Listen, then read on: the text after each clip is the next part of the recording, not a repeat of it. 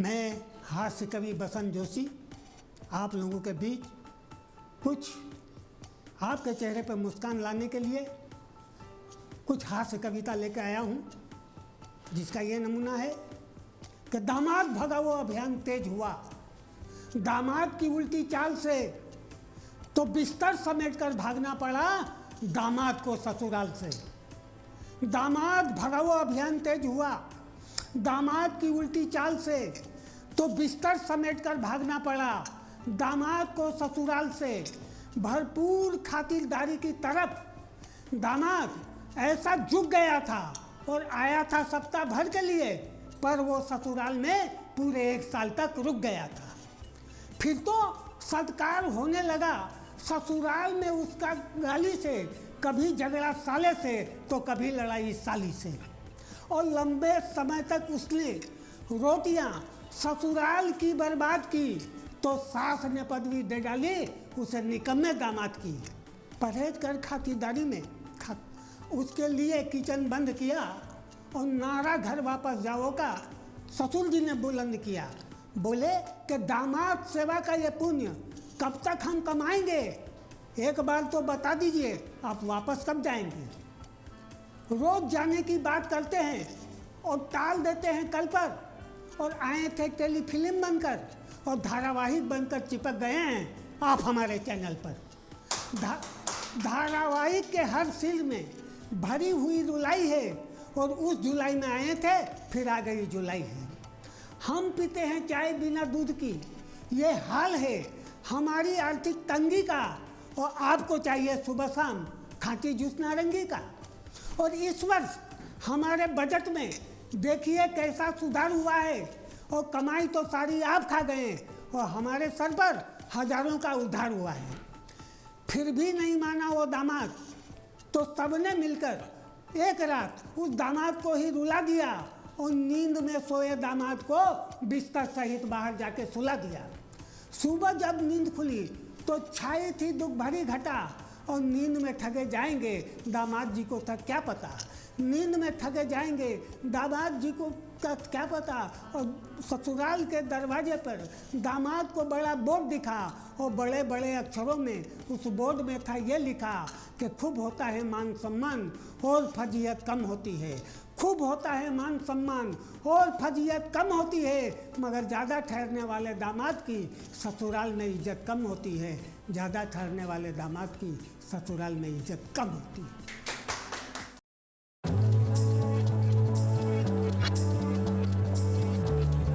हंसते हैं लोग देखकर मेरी ये दुबली पतली काया, सोचता हूँ बनाने वाले ने मुझे मैदान नहीं बनाकर क्यों छोटी गली बनाया, कि जमाने को हंसाया और एक दिन मुझे ऐसा रुलाया कि बीच सड़क पर आकर भूल से मैं एक पहलवान से जा टकराया।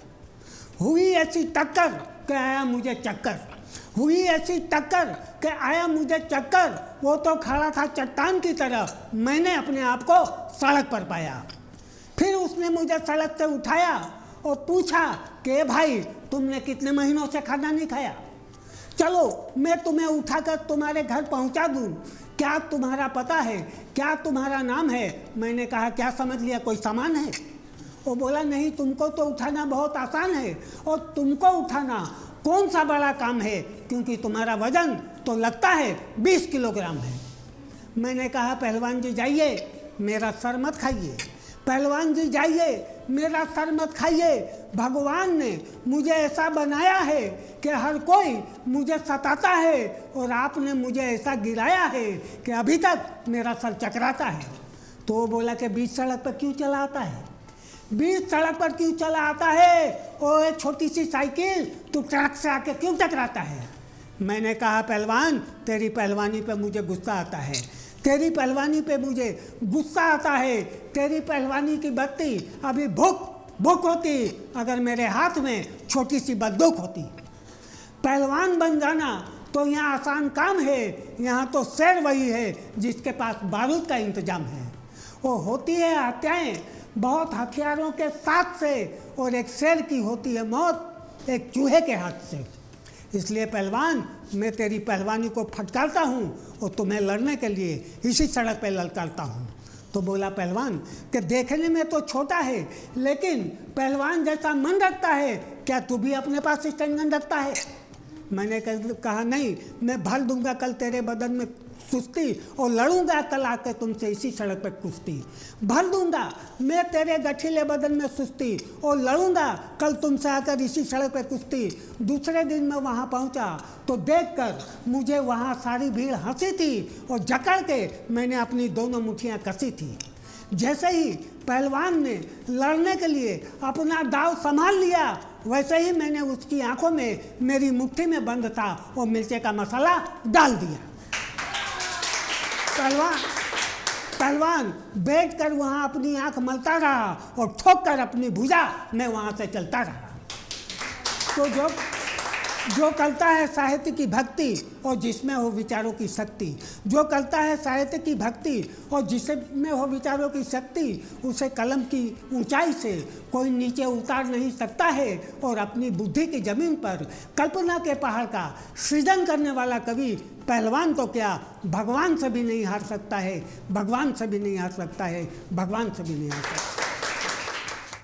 एक शराबी रात में लेकर बोतल हाथ में, एक शराबी रात में लेकर बोतल हाथ में झूमता हुआ जिस रास्ते से जा रहा था, अकस्मात एक नेता भी उसी रास्ते से आ रहा था।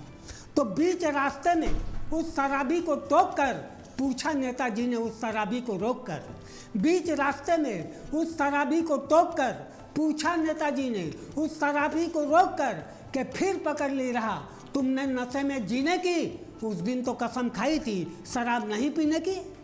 तो सुनकर नेता की बात बोला शराबी कि असर कर गई मुझ में आपकी सारी खराबी।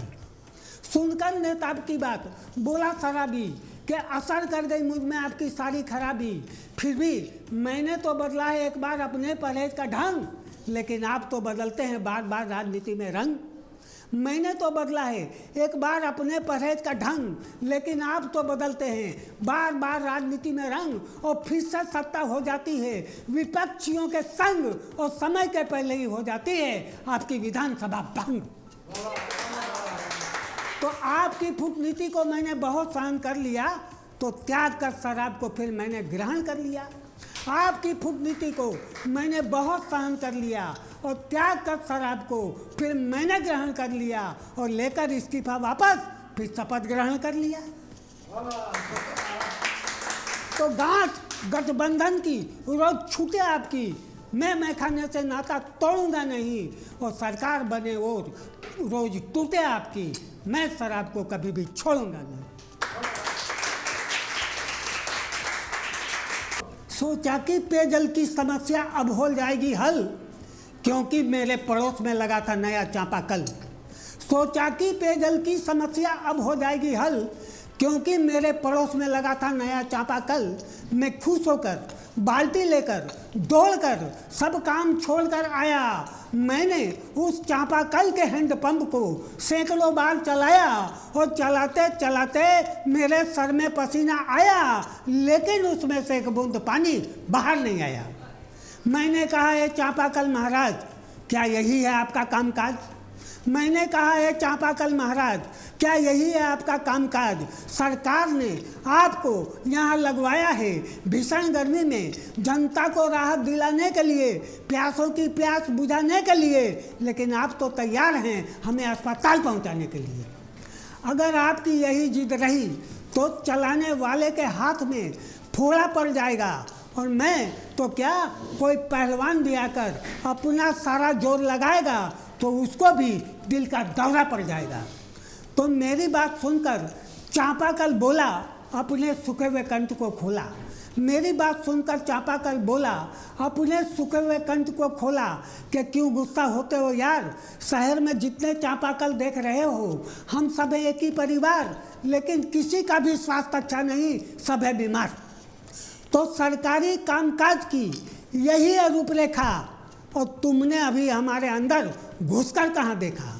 सरकारी कामकाज की यही है रूपरेखा, और तुमने अभी हमारे अंदर घुसकर कहाँ देखा कि सरकार ने 200 फीट गहरे गड्ढे पर तो मुझे गड़वाया है, लेकिन मेरे अंदर में कर्मचारियों ने 1 फीट भी पाइप नहीं लगाया है।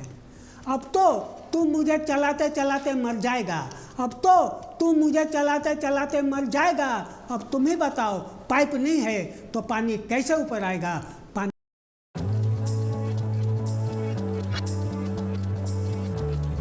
एक लड़की गुलाब का फूल लेकर वैलेंटाइन डे मनाने मेरे दरवाजे पर आ गई। मैं जैसे ही दरवाजे से बाहर आया, वो मुझे देख के घबरा गई। एक लड़की गुलाब का फूल लेकर वैलेंटाइन डे मनाने मेरे दरवाजे पर आ गई। मैं जैसे ही दरवाजे से बाहर आया, वो मुझे देख के घबरा गई। बोली, लगता है मैं कोई गलत पते पर आ गई। वो मेरे दरवाजे पर आकर पछताने लगी, उदास होकर वापस जाने लगी। वो मेरे दरवाजे पर आकर पछताने लगी, उदास होकर वापस जाने लगी। मैंने उसे टोका और ये बोलकर जाते हुए रोका। मुसीबत आ गई उसकी प्यार की छिपी हुई फाइल पर, और भूल से लड़की ने कर दिया फ़ोन लड़के के बाप के मोबाइल पर। भेद खुल न जाए इस डर से लड़की ने अपने प्यार के संदेश को छांट दिया और उसके रिसीव करने के पहले ही फ़ोन काट दिया। तो अपने मोबाइल पर उस लड़की का नंबर देख लड़के का बाप गुस्से में डोल गया और पटक कर ये फ़ोन, ये बात वहाँ पे बोल गया कि ये ठीक है कि सलीम को वो रोज़ मोहब्बत का कॉल मारती है। एक घर में हुआ था तगड़ा सास और बहू का झगड़ा। एक घर में हुआ था तगड़ा सास और बहू का झगड़ा। सास ने बहू को आज अलग करने को सोच लिया था, इसीलिए बहू ने सास का मुंह नोच लिया था। इस झगड़े की बात एक खास थी। सास थी अनपढ़ और बहू बीए पास थी। सास थी बुद्धू और बहू अक्लमंद थी। बहू थी तीखी करेली, सास कलाकंद थी। तो सास बोली, बहू आज मेरी तबीयत है खराब, आज घर का सारा काम कर देना तू। तो बहू बोली, शट अप नॉनसेंस यू।